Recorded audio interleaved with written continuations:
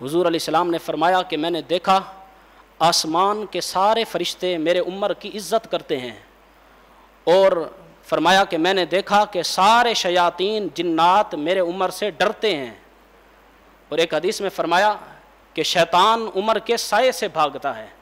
حضور علیہ الصلوۃ والسلام نے فرمایا کہ ہر نبی کو اللہ 4 وزیر عطا فرماتا ہے، 2 آسمانوں میں ہوتے ہیں، 2 زمینوں میں ہوتے ہیں۔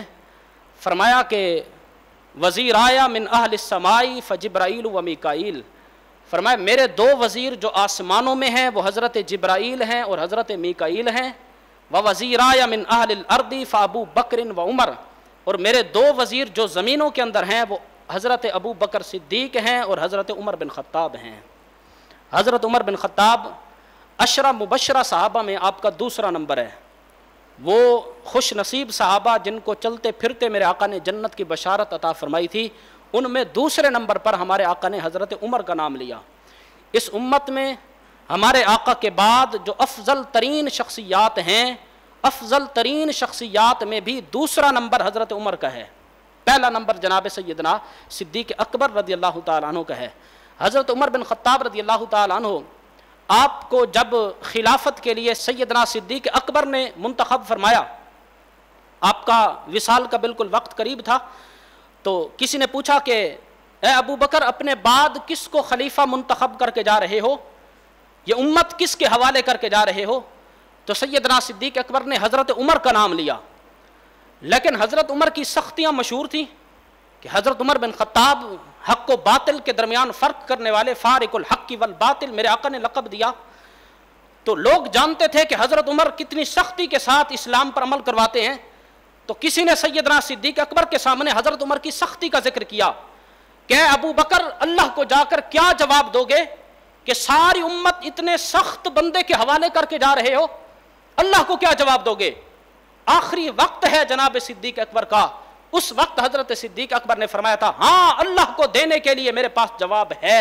اگر میرے رب نے مجھ سے پوچھا اے ابو بکر میرے محبوب کی امت کس کے حوالے کر کے آئے ہو، تو میں اللہ کو جواب دوں گا یا اللہ تیرے محبوب کی امت میں جو سب سے افضل بندہ موجود تھا، تیرے محبوب کی امت اس بندے کے حوالے کر کے آیا ہوں۔ یعنی حضرت صدیق اکبر نے یہ بھی بتایا کہ میرے بعد اس امت میں جناب عمر سے بڑھ کر کوئی نہیں ہے۔ حضرت عمر بن خطاب رضی اللہ تعالیٰ عنہ کے بارے میں صحابہ کرام فرماتے ہیں، حضرت سید عائشہ کا قول ہے، حضرت عبداللہ بن مسعود کا قول ہے، صحابہ فرماتے ہیں اکثروا ذکر عمر، حضرت عمر کا ذکر کثرت سے کیا کرو، اذا ذکرتموہ ذکرتم العدل، صحابہ فرماتے ہیں جب تم عمر کا ذکر کرو گے تو تمہارے گھروں میں عدل و انصاف کا ذکر خود بخود آ جائے گا۔ عدل کے ساتھ انصاف کے ساتھ حضرت عمر کا اتنا گہرا تعلق ہے، صحابہ نے ہمیں مشورہ دیا کہ اگر چاہتے ہو گھروں میں عدل و انصاف ہو تو حضرت عمر کا ذکر کثرت سے کرو، اپنے بچوں کو حضرت عمر کے واقعات سنایا کرو، ان کے عدل و انصاف کی کہانیاں سنایا کرو۔ جب تم گھروں میں حضرت عمر کا ذکر کرنا شروع کر دو گے تمہارے گھروں کے اندر عدل و انصاف خود آ جائے گا، اور جب عدل و انصاف آئے گا، عدل و انصاف کا ذکر آئے گا، عدل و انصاف کا ذکر اللہ کے ذکر کو لاتا ہے، پھر اللہ کا خوف بھی خود آتا ہے۔ تو صحابہ کرام نے ہمیں مشورہ دیا ہے کہ حضرت عمر کے ساتھ تمہارا اور تمہارے گھر والوں کا، بچوں کا اتنا گہرا تعلق ہو کہ روزانہ ان کو حضرت عمر کا نام لے کر حضرت عمر کا عدل و انصاف یاد دلایا کرو، تمہارے گھر عدل و انصاف کا گہوارہ بن جائیں گے۔ حضرت عمر جیسا بندہ جو روئے زمین پر آیا، جس کے عدل و انصاف کی گواہیاں مولا علی دیتے ہیں، حضرت عثمان دیتے ہیں، صحابہ کرام دیتے ہیں، ابو عبیدہ بن جراح دیتے ہیں، بڑے بڑے صحابہ جن کے نام تھے اور میرے آقا صلی اللہ علیہ وسلم جن کو جنت کی بشارتیں دے کر گئے تھے، سب نے گواہی دی کہ عمر بن خطاب جیسا بندہ روئے زمین پر نہیں آیا۔ یہاں تک کہ مولا علی رضی اللہ تعالیٰ عنہ نے حضرت عمر کو کہا تھا اے عمر اذللت الخلفاء بعدک، اے عمر تو نے اپنے بعد میں آنے والے خلفاء کو مشکل میں ڈال دیا، جیسا عدل و انصاف تو قائم کر کے جا رہا ہے، اے عمر تیرے بعد جو خلفاء بنیں گے لوگوں کا تو مزاج بن چکا ہے کہ ایسا عدل ہو جیسا عمر نے کیا۔ تو حضرت علی نے فرمایا اے عمر بعد میں آنے والوں کے لیے تو مشکل پیدا کر گیا، لوگ مطالبہ کریں گے کہ ہمارا حکمران ایسا ہو جیسا عمر تھا۔ یہ مولا علی گواہی دے رہے ہیں، فرمایا بعد میں آنے والے कैसे जिंदगी गुजारेंगे। ए उमर, तूने अपना प्रोटोकॉल, अपना लेवल नीचे गिराकर एक फकीर और गरीब आदमी के बराबर ले आया। हजरत उमर कोई छोटा बंदा नहीं था, हजरत उमर खुद सरदार थे जमाना जाहिलियत में, इनके बाप सरदार थे, बड़े खानदान से ताल्लुक था, मालो दौलत की कमी न थी। लेकिन जब आप मसनद खिलाफत पर बैठे, आपके सामने जब खाना लाया जाता तो आप खाने को देखकर फरमाते थे, क्या ऐसा खाना मदीने के हर गरीब के घर में पक चुका है जो तुमने उमर के सामने रख दिया। आप फरमाते थे ये यहां से उठा लो, मेरे सामने वो खाना रखो जो एक गरीब की पहुंच तक है, ताकि उमर बिन खत्ताब को गरीब का दर्द, उसका दुख महसूस हो, उसको पता चले कि गरीब कैसे जिंदगी गुजार रहे हैं। एक मरतबा आपकी बारगाह में पराठा लाया गया, रोटी थी, उसके ऊपर घी लगा हुआ, आपकी बारगाह में पेश किया गया। एक देहाती बंदा आपको मिलने आया हुआ था, आपने फरमाया मेरे साथ खा। जब वो खाने लगा तो आपने देखा कि वो लुकमा तोड़ता है, जो प्लेट के अंदर इधर उधर घी लगा है उस लुकमे के साथ उस घी को भी साथ लेता है, फिर खाता है। हज़रत उमर बिन खत्ताब ने जब उसका ये अंदाज देखा, आपने फरमाया लगता है काफी दिनों से घी नहीं खाया, काफी दिनों से घी का मुंह नहीं देखा। उसने कहा उमर, अल्लाह की कसम, इतने दिन हो गए ना मैंने घी का मुंह देखा ना मेरे बच्चों ने देखा। हजरत उमर ने यह बात सुनना थी, आपने गुलाम को बुलाया और फरमाया मेरे सामने से घी वाली रोटी उठा लो। मैं उमर कसम खाकर कहता हूं उस वक्त तक घी के साथ लगी हुई रोटी नहीं खाऊंगा जब तक मुझे यह इत्मीनान न हो जाए कि हर गरीब के घर घी पहुंचना शुरू हो गया है।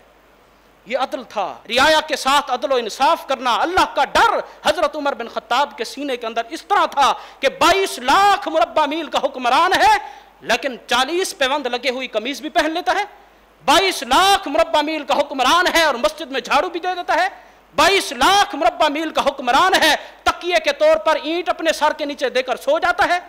जब बाहर के मुल्कों के बड़े बड़े सफीर आते हैं और आकर पूछते हैं तुम्हारा हुक्मरान कहाँ है, उमर को मिलना है, लोग कहते हैं जाकर देखो कहीं बैतुल माल के ऊंट नहला रहा होगा, किसी ऊंट की मरहम पट्टी कर रहा होगा, किसी गरीब माई के घर का पानी भर रहा होगा। जब वो सफीर गया हजरत उमर बिन खत्ताब को ढूंढता रहा, क्या देखता है, एक कीकर के दरख्त के नीचे हजरत उमर बिन खत्ताब ने एक पक्की ईंट उठाई हुई है, उसको अपने सर के नीचे देकर हजरत उमर बिन खत्ताब सोए हुए हैं। उस गैर मुस्लिम शख्स ने कहा था, ए उमर, तूने अदल व इंसाफ को कायम किया है, इसलिए तुझे किसी बंदे का खौफ नहीं है, सिर्फ अल्लाह का डर है। हमारे हुक्मरानों ने लोगों पर जुल्म किया, इसी वजह से उन्होंने अपने सिक्योरिटी गार्ड रखे, उनको लोगों से खौफ आता है। ए उमर, तूने लोगों पर जुल्म नहीं किया, इसीलिए तू आराम की नींद कीकर के दरख्त के नीचे ईंट को सिराना बनाकर सो जाता है। वो गैर मुस्लिम गवाही दे रहा है। हजरत उमर बिन खत्ताब रज़ियल्लाहु ताला अन्हु का अदल इतने बड़े मकाम पर था। एक मरतबा हजरत उमर बिन खत्ताब को मौला अली ने देखा कि एक ऊंट है और उमर बिन खत्ताब उसके पीछे भाग रहे हैं और सख्त दोपहर का सख्त गर्मी का मौसम है, सख्त गर्मी का वक्त है। हजरत अली ने दूर से बुलाया और फरमाया उमर, ऊंट के पीछे क्यों भाग रहे हो। हजरत उमर बिन खत्ताब ने फरमाया, ए अली, ये जो ऊंट है ये बैतुल माल का है, पता नहीं इसके अंदर किस किस गरीब का हक होगा, अगर ये गुम हो गया या किसी ने चोरी कर लिया, क़यामत के दिन मेरा रब मुझसे सवाल करेगा, इसलिए गुलाम सोए हुए थे, मैं उमर खुद इसके पीछे भाग रहा हूं।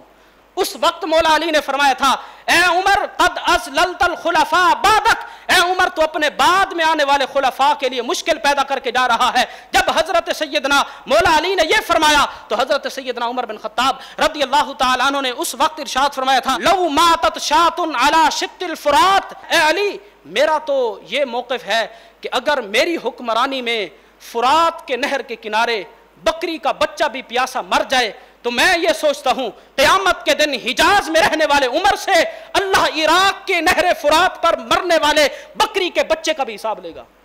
आपने फरमाया मुझे तो रब से इतना डर लगता है, मैं रहता मदीने में हूं और जो फुरात की नहर है वो इराक में है, लेकिन मेरी जो हुकूमत है इराक तक पहुंच चुकी है, अगर वहां पर बकरी का बच्चा प्यास और भूख से मर गया, हजरत उमर ने फरमाया, अली, अल्लाह से डर लगता है, मेरा रब पूछेगा कि तेरी हुक्मरानी में बकरी का बच्चा प्यासा क्यों मरा। ये था अदल इंसाफ का मियार। हजरत उमर बिन खत्ताब ने जो अदल इंसाफ का मियार कायम किया। एक मरतबा आप रात को गश्त कर रहे हैं और रात को गश्त करते करते आपने देखा कि एक घर से रोने की आवाज आ रही है। आपने दरवाजा खटखटाया, बच्चा था, रो रहा था। आपने फरमाया, माई, तेरा बेटा रो रहा है, इसको चुप करा। ये कहकर आप चले गए। दोबारा चक्कर लगाकर आए, फिर देखा उसी घर से उसी बच्चे के रोने की फिर आवाज आ रही है। फिर आपने दरवाजा खटखटाया, فرمایا تیرا بچہ ہے تو کیسی ماں ہے، اس کو چپ کیوں نہیں کراتی؟ پھر چلے گئے، تیسرا چکر لگا کر جب پھر آئے پھر بھی بچے کے رونے کی آواز آ رہی ہے، پھر آپ نے سختی کی اور فرمایا اس کو چپ کیوں نہیں کراتی، کیوں روتا ہے، بیمار ہے، کوئی تکلیف ہے، اتنی دیر سے رو رہا ہے، وجہ کیا ہے؟ اب اس کو پتہ نہیں تھا کہ باہر عمر بن خطاب خود آئے کھڑے۔ اس عورت نے کہا کہ بچہ دودھ کی وجہ سے روتا ہے۔ فرمایا دودھ کیوں نہیں پلاتی؟ اس نے کہا کہ حکومت کی طرف سے آرڈر جاری ہوا ہے، جب تک بچے کا دودھ چھوٹ نہیں جاتا، جب تک بچہ خود کھانے پینے کے قابل نہیں ہو جاتا، تب تک حکومت کی طرف سے بچے کا وظیفہ مقرر نہیں ہوگا۔ میرا بچہ ابھی چھوٹا ہے، دودھ پینے کے قابل ہے، میں غریب عورت ہوں، چاہتی ہوں اس کا جلدی دودھ چھوٹ جائے تاکہ حکومت کی طرف سے وظیفہ مقرر ہو۔ اور اس عورت نے آگے ایک جملہ کہا، اس نے کہا کہ میرا اور عمر کا حساب اللہ کی عدالت میں ہوگا۔ اس نے کہا عمر نے یہ قانون کیوں بنایا کہ بچہ جب تک کھانے پینے کے قابل نہ ہو حکومت وظیفہ نہیں دے گی؟ اب ہم مجبور ہیں کہ بچوں کا دودھ چھڑائیں تاکہ وظیفہ آئے، پیسے آئیں۔ جب حضرت عمر بن خطاب نے یہ بات سنی، آپ کے پاؤں تلے سے زمین نکل گئی۔ صحابہ فرماتے ہیں اس صبح جب حضرت عمر بن خطاب نے فجر کی نماز پڑھائی تو ہمیں حضرت عمر کے قرآن کی آواز کم آتی تھی، رونے کی آواز زیادہ آتی تھی۔ نماز کے اندر دوران قرات حضرت عمر روتے رہے۔ جب آپ نے سلام پھیرا تو حضرت عمر بن خطاب نے فرمایا اے مسلمانوں میری بات سن کر جانا، آج کے بعد عمر اپنا قانون بدل رہا ہے، بچہ جیسے ہی پیدا ہوگا حکومت وقت کی ذمہ داری ہے کہ اس کا وظیفہ مقرر کر دے، جا کر اپنی خواتین کو گھر میں پیغام دے دو کہ کسی بچے پر آج کے بعد ظلم نہ کریں، بچے کو پوری مدت کے اندر دودھ پلائیں۔ عمر بن خطاب ہر بچے کا وظیفہ اس کے گھر کے اندر پہنچائے گا۔ یہ تھا عدل و انصاف، یہ تھا اللہ کا ڈر۔ حضرت عمر بن خطاب کو میرے آقا نے دعائیں مانگ مانگ کر اللہ سے لیا۔ میرے آقا دعا مانگتے تو احد کا پہاڑ سونے کا بن جاتا، لیکن حضور نے مال نہیں مانگا، مانگا تو عمر مانگا، یا اللہ ایک عمر دے دے اسلام کو عزت مل جائے گی۔ لیکن حضرت عمر نے جب دعا مانگی، حضرت عمر کی بھی یہی دعا تھی۔ ایک مرتبہ اپنے دوستوں کے ساتھ بیٹھے تھے تو آپ نے فرمایا کہ اللہ کی بارگاہ میں اپنی خواہش کا اظہار کرو۔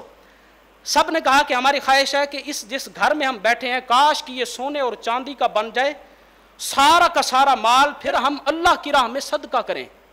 بڑی اچھی خواہش تھی۔ لیکن حضرت عمر بن خطاب سے جب انہوں نے پوچھا دوستوں نے کہ اے عمر تیری کیا خواہش ہے، تو بتا، حضرت عمر بن خطاب نے فرمایا کہ میری خواہش ہے کاش کہ مجھے حضرت ابو عبیدہ بن جراح، حضرت حذیفہ بن یمان اور حضرت معاذ بن جیسے بندے اور مل جائیں۔ فرمایا یہ جو بندے مجھے ملے ہیں، ایماندار رسول اللہ کے عظیم المرتبت صحابی حضرت حذیفہ بن یمان، حضرت معاذ بن جبل، حضرت ابو عبیدہ بن جراح جو کہ ملک شام کے گورنر تھے، حضرت معاذ بن جبل میرے آقا کے زمانے میں یمن کے گورنر تھے، حضرت حذیفہ بن یمان مدائن کے گورنر تھے، اور جس طرح انہوں نے گورنری کو نبھایا، حضرت عمر نے فرمایا میری تو خواہش یہ ہے ان تین بندوں جیسے اگر مجھے بندے مل جائیں میں ساری روئے زمین پر اسلام کے جھنڈے گاڑ دوں۔ میں اللہ سے بندے مانگتا ہوں جو کام کرنے والے ہوں۔ حضرت حذیفہ بن یمان نے جو مدائن کے اندر کام کیا، حضرت حذیفہ بن یمان کو گورنر بنا کر حضرت عمر نے بھیجا مدائن میں۔ جب آپ وہاں پہنچے، یہاں سے گئے تھے ایک گدھا، اپنے چند سوٹ اور گدھے کی رسی، بس یہ لے کر گئے، گورنر بن کر جا رہے ہیں۔ وہاں جا کر رہے، گورنری کی جب مدت ختم ہوئی، مدینہ پاک میں پیغام پہنچایا گیا کہ حذیفہ بن یمان واپس آ رہے ہیں۔ حضرت عمر بن خطاب عراق کے راستے پر جھاڑیوں میں چھپ کر بیٹھ گئے کہ میں دیکھتا ہوں میرا گورنر اپنی گورنری کی مدت پوری کر کے آ رہا ہے، مدائن کا کتنا مال سمیٹ کر آ رہا ہے، دیکھوں تو صحیح اس کی شاہانہ زندگی کیسی ہے۔ حضرت عمر اب چھپے ہوئے بیٹھے ہیں۔ جب حضرت حذیفہ بن یمان مدینے کے راستے سے داخل ہو رہے تھے، حضرت عمر بن خطاب زارو قطار رو پڑے کہ اتنا عرصہ لگا کر گورنری کی بلند ترین سیٹ پر تھے، لیکن وہی گدھا، وہی رسی، وہی پرانا سوٹ، اسی حالت میں جس حالت میں گئے تھے۔ حضرت حذیفہ بن یمان کی نہ سواری بدلی، نہ سواری کی رسی بدلی، نہ شاہانہ سوٹ آپ نے خریدے، کوئی چیز بھی نہ خریدی، اسی حالت میں جب مدینہ پاک میں داخل ہو رہے تھے۔ حضرت عمر بن خطاب آگے آئے اور آ کر حضرت حذیفہ بن یمان کو کہا آ میرے سینے لگ، انت اخی فی الدنیا والآخرہ، دنیا اور آخرت میں تو ہی تو میرا بھائی ہے۔ فرمایا تجھ جیسے بندوں کو میں اپنا بھائی بنانا چاہتا ہوں جن کے دل کے اندر دنیا کی محبت نہ ہو، اللہ کا خوف ہو۔ گورنر بن کے گیا تھا، جس سواری پر گیا تھا اسی سواری پر واپس آ رہا ہے۔ یہ مقام حضرت حذیفہ بن یمان کا، اور حضرت عمر فرماتے ہیں مجھے حضرت حذیفہ بن یمان جیسا بندہ چاہیے۔ حضرت عمر بن خطاب کے دل کے اندر اللہ کا خوف کتنا تھا۔ آخری وقت ہے اور آپ پر قاتلانہ حملہ ہوا ہے اور آپ کی پیٹ کی رگوں کو کاٹ دیا گیا ہے اور آپ بالکل آخری وقت میں ہیں. اپنا سر آپ نے اپنے بیٹے حضرت عبداللہ بن عمر کی جو جھولی کے اندر گود میں رکھا ہوا ہے.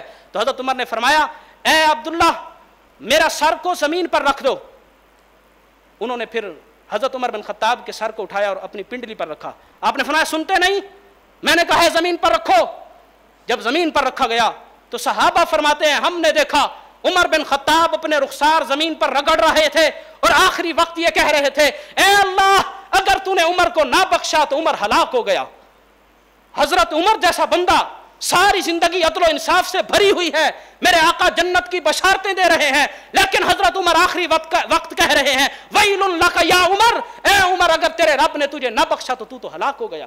حضرت عمر کا وصال ہوا. حضرت سیدنا عبداللہ بن عباس فرماتے ہیں حضرت عمر بن خطاب کے اوپر چادر ڈال دی گئی, کسی نے آ کر میرے کندھوں پر ہاتھ رکھا, میں نے محسوس کیا تو وہ مولا علی تھے حضرت علی المرتضیٰ رضی اللہ تعالیٰ عنہ. حضرت عمر بن خطاب کے سامنے کھڑے ہو کر کہہ رہے تھے اے عمر مجھے پتا تھا تو اپنے ساتھیوں سے جا ملے گا, تیری قبر مدینہ المنورہ کے اندر رسول اللہ کے روزے کے اندر ابو بکر صدیق کے ساتھ رسول اللہ کے ساتھ بنے گی, اس لیے کہ میں نے کئی مرتبہ سنا میرے آقا کی زبان پر بار بار یہ جملہ تھا میں ابو بکر اور عمر, میں ابو بکر اور عمر, میں ابو بکر اور عمر. اور آخری وقت مولا علی کے یہ کلمات تھے. آپ نے فرمایا اے چادر اوڑھنے والے شخص, حضرت عمر کو مخاطب ہو کر کہا, فرمایا اے چادر اوڑھنے والے شخص سن لے, تیرے بعد دنیا کے اندر ایسا کوئی بندہ نہیں بچا کہ مجھ علی کی جس کے بارے میں خواہش ہو کہ اس جیسے اعمال لے کر اللہ کی بارگاہ میں جاؤں.